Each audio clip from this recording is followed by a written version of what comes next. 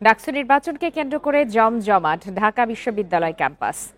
ছাত্র শিবির প্যানেলের জিএস প্রার্থী SM ফরহাদের প্রার্থিতা চ্যালেঞ্জ করে রিট আবেদনকারীকে গণধর্ষণের হুমকির প্রতিবাদ জানিয়েছেন প্রার্থীরা। অভিযুক্তের বিচারের দাবিতে বিক্ষোভ করেছে ছাত্রদল।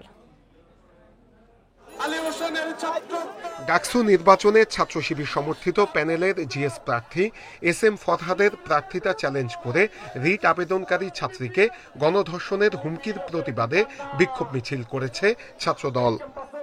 বিক্ষোভ মিছিল শেষ করে মঙ্গলবার দুপুরে উপাচার্যের কার্যালয়ের সামনে সমাবেশ করেন ছাত্রদল। এ সময় তারা জানান, নারীর প্রতি কোনো ধরনের সহিংসতা সহ্য করা হবে না, নির্বাচনকে বানচাল করার ষড়যন্ত্র চলছে। ঢাকা বিশ্ববিদ্যালয়ের একজন শিক্ষার্থী তার মেয়ে সহপাঠীকে গণধর্ষণের ঘোষণা দিচ্ছে প্রকাশ্যে, এবং এখনো পর্যন্ত সে প্রকাশ্যে ঘুরে বেড়াচ্ছে। ঢাকা বিশ্ববিদ্যালয় প্রশাসন এবং রাষ্ট্রীয় প্রশাসন এখনো পর্যন্ত তার বিরুদ্ধে বিন্দু পরিমাণ কোনো ব্যবস্থা নেয়নি। বৈষম্য বিরোধী শিক্ষার্থী সংসদও একই অভিযোগ করছে। তারা বলছে, ফেসবুকে হুমকি দিয়ে পোস্ট করা আলী হোসেন ছাত্র শিবিরের রাজনীতির সাথে জড়িত।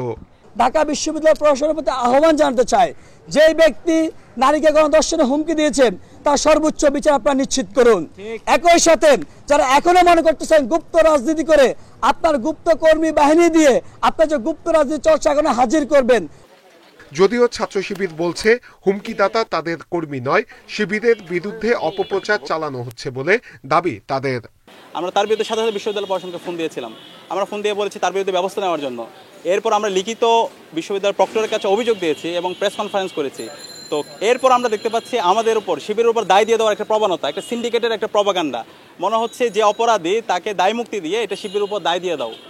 বিশ্ববিদ্যালয় কর্তৃপক্ষ বলছে, অভিযুক্ত ছাত্রের বিরুদ্ধে তদন্ত চলছে। আমাদের প্রক্টোরিয়াল অফিস থেকে একটা তদন্ত কমিটি হয়ে গেছে অলরেডি।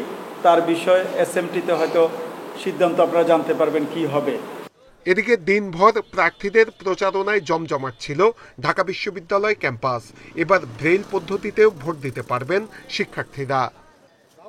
নূরে আলম, ইন্ডিপেন্ডেন্ট নিউজ, ঢাকা।